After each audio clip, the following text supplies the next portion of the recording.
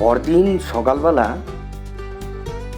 আমরা শিলংয়ের এই ছোট্ট জনপদের মধ্যে বেরিয়ে পড়লাম এক বিশেষ কারণে, যেটা হচ্ছে শিলং পরিচিত কিন্তু এখানের কমলা লেবুর উৎপাদনের জন্য। সকালবেলা আমরা বেশ তৈরি হয়ে ঠয়ে এই শিলংয়ের কমলা লেবুর বাগানের খোঁজে বেরিয়ে যাব ঠিক করলাম। যেমনি বলা তেমনি কাজ। পৌঁছালাম গাড়ি করে গিয়ে সেই কমলা বাগান।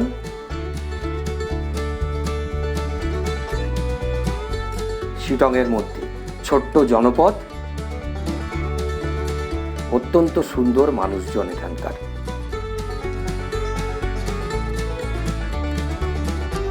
পাহাড়ের খাঁজে খাঁজে বিভিন্ন সরু সরু রাস্তা বয়ে গেছে, সেইগুলো দিয়ে আমরা যেতে থাকলাম সেই কমলার খোঁজে, কমলা লেবু গাছ দেখব বলে। ভীষণ চড়াই উতরাই পাথুরে রাস্তা এবং পিচ্ছিল বেশ খানিকটা কুয়াশা এবং জলের কারণে পথ কিছুটা দুর্গম। তো সেই সমস্ত দুর্গম পথ পেরিয়ে কিছুটা জংলাও রয়েছে, যেগুলো পেরিয়ে আমরা পৌঁছানোর চেষ্টা করতে লাগলাম সেই কমলা বাগানের কাছে।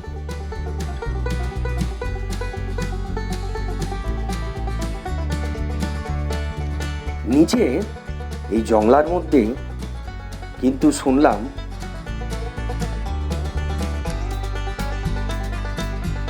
জোঁকের খুব উৎপাত রয়েছে।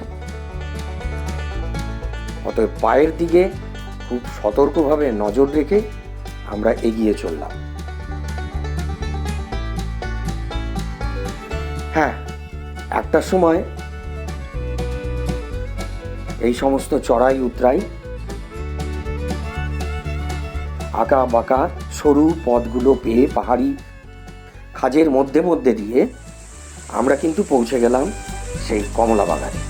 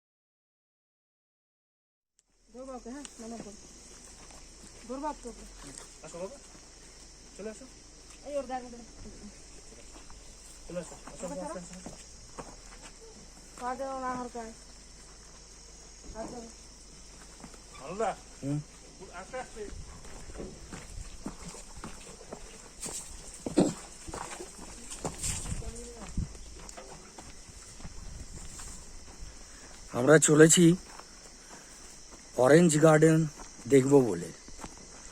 পাহাড়ের খাঁজে খাঁজে ছোট ছোট হাঁটার রাস্তা, সেটা দিয়ে আমরা এগিয়ে চলেছি ওই অরেঞ্জ গার্ডেন দেখব বলে।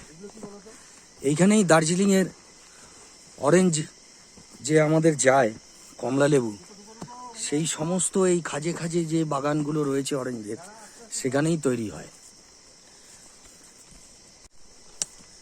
এই অরেঞ্জ কিন্তু এখানেই উৎপাদন হয়।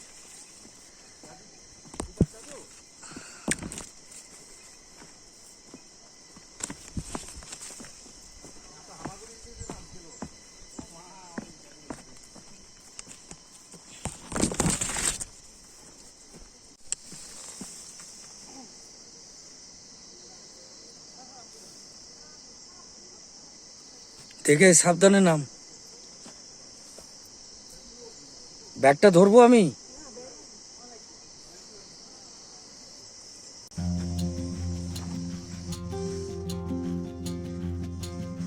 এগুলো কমলা গাছের বাগান। ওরে বাবা, এগুলো অরেঞ্জ। এখন তো ছোট, হ্যাঁ বলো। নভেম্বরের শেষে হ্যাঁ। গিয়ে আস্তে আস্তে হলুদ রং হবে এবং বড় হবে। দুর্দান্ত দুর্দান্ত।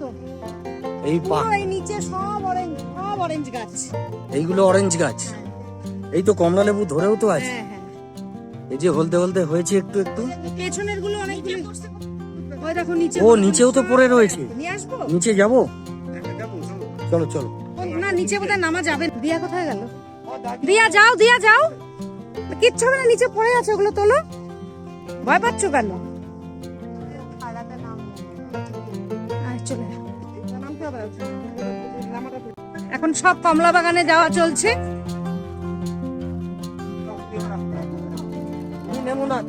ঠিক আছে ঠিক আছে, তোমরা যাও।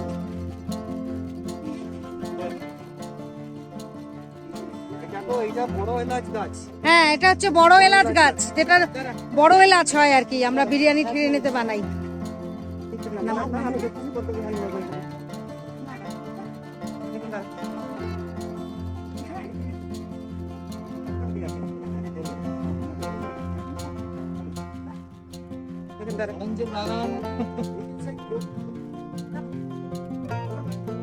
নামবো না, ভাবি কিনে নামবো না।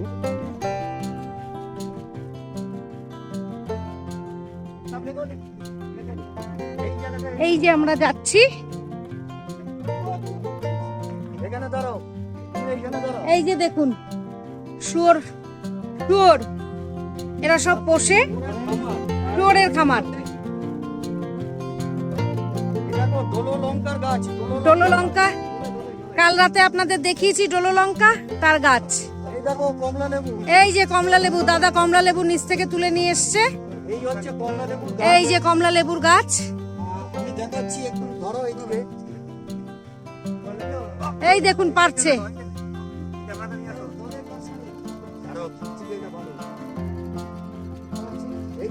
হ্যাঁ দেখুন দাদার ডাল থেকে কমলা লেবু পারছে। ছোট ছোট নিচে পড়েছে, বসে গেছে, আরো বড় হবে। দাদা পাগল হয়ে গেছে এসে, নিজের হাতে গাছ থেকে কমলা লেবু পাড়া, বুঝতে পারছেন তো?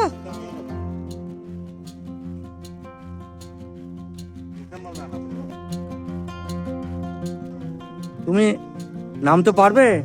পা স্লিপ করছে কিন্তু। আমার কাছে দাও, ব্যাগটা রেখে এলে না কেন? ব্যাগটা আমার কাছে দাও। দাঁড়াও। পারবো না মানে? পেরেছো? হ্যাঁ।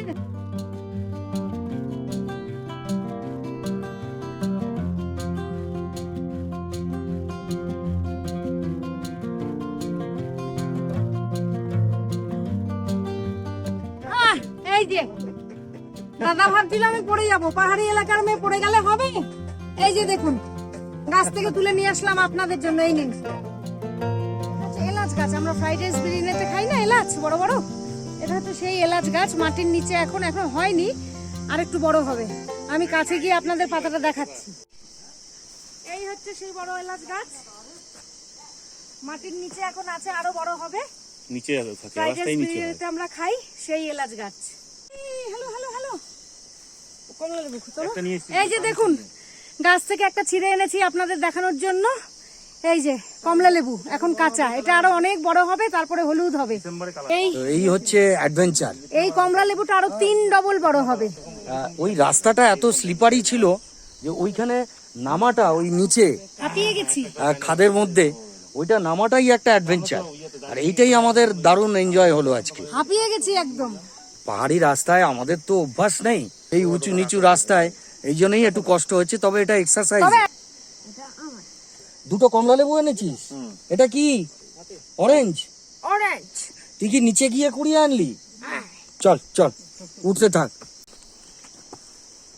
এই জায়গাটা ভীষণ নিচু জায়গা।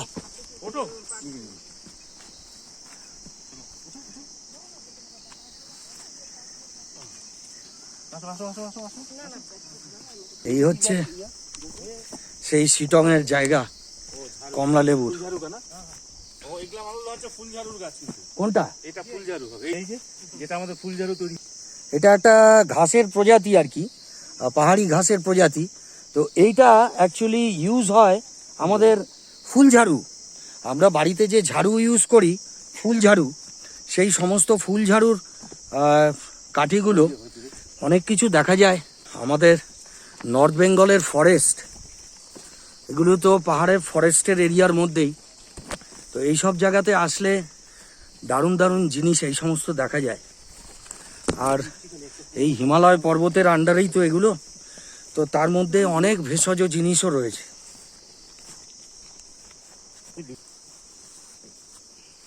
একটা মাকড়সা এই গাছের মধ্যে দেখতে পেলাম, কি অদ্ভুত সুন্দর।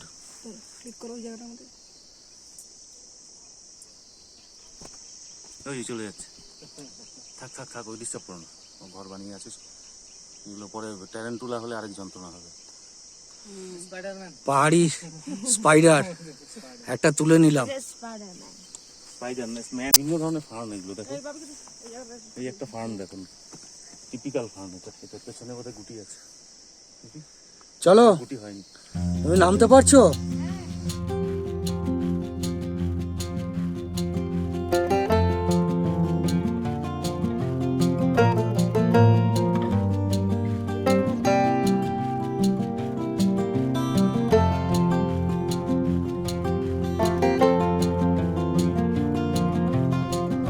হ্যাঁ, আমরা আসছি, হেঁটে হেঁটে আসছি।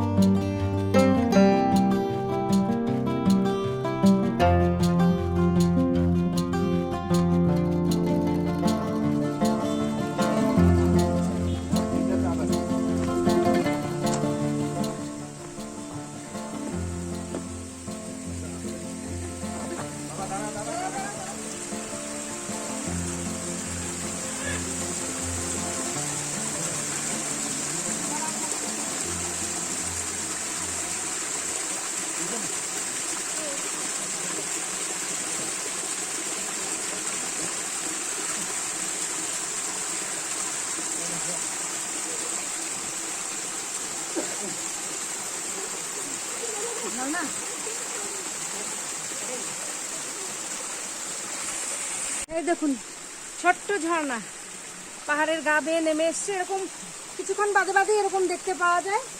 দারুণ, কি শব্দ তার, দেখুন। সুন্দর পাহাড়ের একটা ছোট্ট ঝর্ণা, এরকম প্রচুর জায়গাতেই রয়েছে। ছোট ছোট জল চুয়ে ওই পাহাড় থেকে নেমে আসছে। ওটাই আমি বলছিলাম না, যে এইখানে আমাদের মতন কিন্তু জলের ব্যবস্থা নেই। পাহাড়ের সমস্ত এই সমস্ত ঝর্ণার চুয়ে চুয়ে পড়া জলগুলোকেই কালেকশন করে বিভিন্ন ওই এক একটা জলাধার করেছে ওরা, ছোট ছোট প্রত্যেক হোমস্টের মধ্যেই। তো সেইখানে মাছও এরা ছেড়ে রেখেছে, সেগুলো তুলে তুলে খায়ও। আবার এইগুলো দিয়েই বেশ দেখতেও ভালো লাগছে, একটা সুন্দর ওয়াটার ফিচারও হয়ে যায়।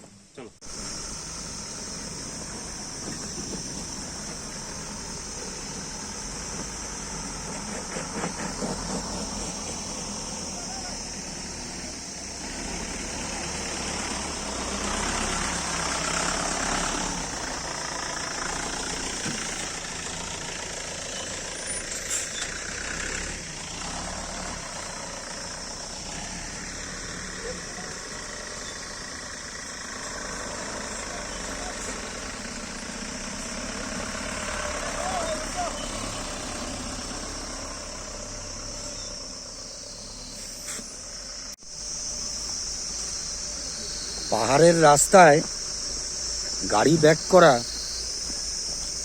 রাস্তাগুলো এত সরু যে এইখানে কিন্তু ভীষণ সমস্যা হয়ে যায়। এখানের রাস্তার স্ট্রিট ডগগুলোকে দেখুন, দেখলে মনে হবে জানি নিয়ে যাই, অনেক দামি কুকুর। তো যে প্রসঙ্গটা বলছিলাম, যে এখানে পাহাড়ের রাস্তায়, এই সরু রাস্তায় যদি দুটো গাড়ি পাশাপাশি এসে যায়, ব্যাক করার রাস্তা একমাত্র ওই জাংশনটা।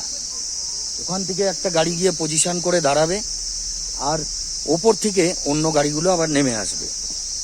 তো এটা ড্রাইভিং করা কিন্তু মোটেই সহজ জিনিস নয়। আমরা যারা প্লেন রাস্তায় ড্রাইভিং করি তাদের পক্ষে কিন্তু এই জায়গায় ড্রাইভিং করা কিন্তু রীতিমতন একটা চ্যালেঞ্জের ব্যাপার হয়ে উঠবে। আর সবাই পারবে না, আমি অন্তত তো পারবো না এই রাস্তায় ড্রাইভিং করতে। আর সব থেকে বড় প্রবলেম হচ্ছে এই যে পাথর মতন আছে, এই পাথরের জায়গাগুলোতে কিন্তু ভীষণ চাকাটা স্ক্রিড করে, আর সেটা ব্যাক গিয়ারে যাওয়া আরো প্রবলেম। পেছনে গাড়ি, পেছনে গাড়ি।